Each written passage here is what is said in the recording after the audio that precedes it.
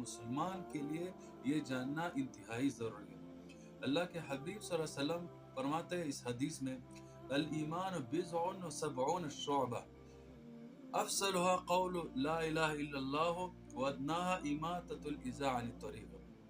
کہ ایمان کے 70 سے زیادہ شعبے ہیں، ان میں سے سب سے زیادہ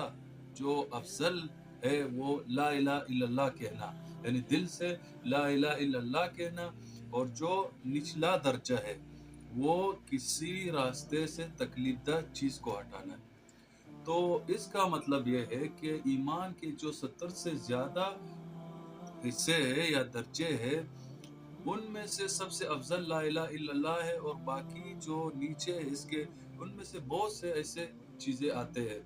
ان میں کسی کا دل